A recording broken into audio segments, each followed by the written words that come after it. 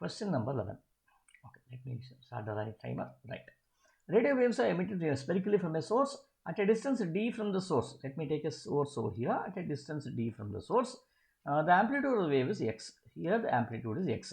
What is the amplitude at a distance 2d from the source? What is the amplitude at a distance 2d from the source? Now, what do we know about the amplitude? See, this amplitude will change with the distance. How does it change? For example, if I consider the amplitude at this point, I will write a sphere here. I'll write a sphere over here. Okay, so this square of this amplitude will give me the intensity at this point. Okay, that's the way how I can find out the amplitude. Once I take the square root of the intensity, okay, I will get the what to call the amplitude.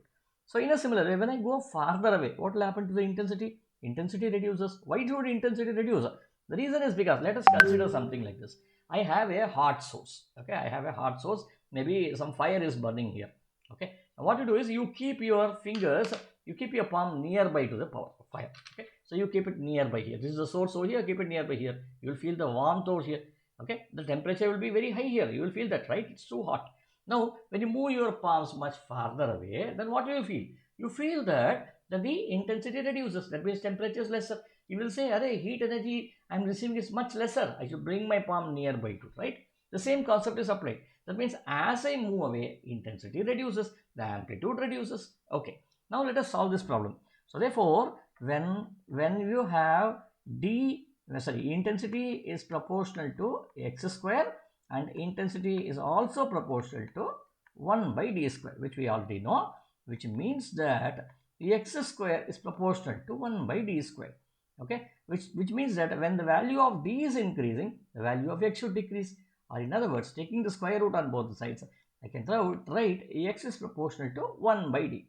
Or I can also write this as x into d is equal to a constant. Okay, this equation is very similar to that of your lambda into t equal to a constant. Okay, so based on this equation, I can now write x1 d1 is equal to x2 d2. Okay, which is like p1 b1 equal to p2 e2. See, so many analogies we can draw here. Now, what is x1? x1 is x over here. Distance d1 d here, which should now be equal to x2. This is your x2. We don't know. We need to find this x2. d2. What is d2? 2d. 2d. Now, therefore, this d and this d cancels over here, which means, let me scroll this down a little bit, which means x2 is equal to, this 2 comes downwards, which should be x by 2. Thus, the amplitude at this position should be x by 2. So, B is the right answer.